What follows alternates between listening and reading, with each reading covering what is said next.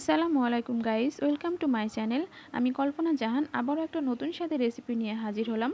সবাইকে সাথে থাকার অনুরোধ রইল। আজকে আমি বানাবো 1 কাপ মসুর ডাল এবং 2টা ডিম দিয়ে একটা রেসিপি,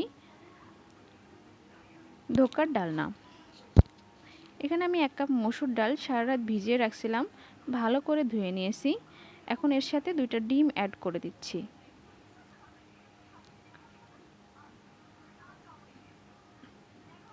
সাথে 4-5টা কাঁচা মরিচ,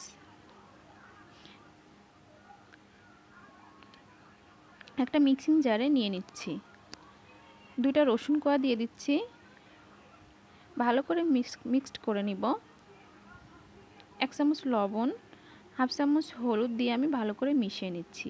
এখানে একটা স্টিল থালায় আমি আগেই তেল ব্রাশ করে রাখছিলাম, ওটাতে আমি ব্যাটারটা ঢেলে দিচ্ছি। একটু ট্যাপ ট্যাপ করে নিচ্ছি। আগেই আমি পানি গরম করতে দিয়েছিলাম, একটা স্ট্যান্ড বসায় দিয়েছি, ওর ওপর আমি থালাটা বসিয়ে দিচ্ছি। এখন 15 মিনিটের জন্য ঢাকা দিয়ে ভাপ দিয়ে নিব। 15 মিনিট পর আমি ফিরে আসলাম। দেখুন, একটা কাঠি দিয়ে আমি চেক করে নিচ্ছি, ওটা সুন্দর মতো হয়ে গেছে। এখন আমি সুন্দর শেপ দিয়ে কেটে নিব। যে যার পছন্দ শেপ দিয়ে কেটে নেবেন। এখন আমি এগুলো একটা কড়াইতে তেল দিয়ে মিডিয়াম আঁচে ভেজে নিব।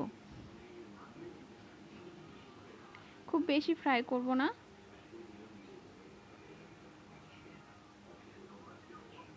অল্প একটু ব্রাউন হয়ে আসলে আমি এগুলো নামিয়ে নিব। এরকম ভাবে ভেজে নিব।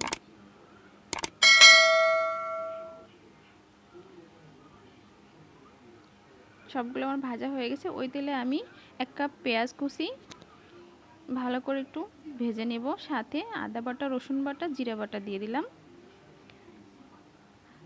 সামান্য পানি, 1 চামচ লবণ,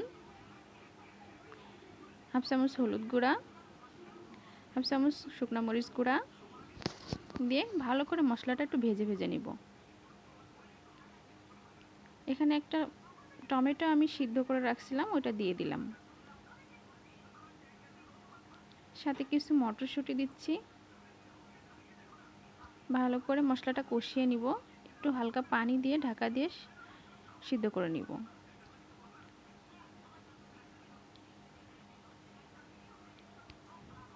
এই পর্যায়ে আমি ধোকাগুলো অ্যাড করে দিব। সমস্ত ধোকাগুলো আমি এর ভিতরে দিয়ে দিব। আর অল্প একটু পানি দিয়ে ঢাকায় দিয়ে 10 মিনিট রান্না করে নিব। এখন আমার ধোকাগুলো রান্না হয়ে গেছে। ভিডিওটা ভালো লাগলে সাবস্ক্রাইব, লাইক, কমেন্ট, শেয়ার করে দিবেন। সবাইকে আসসালামু আলাইকুম।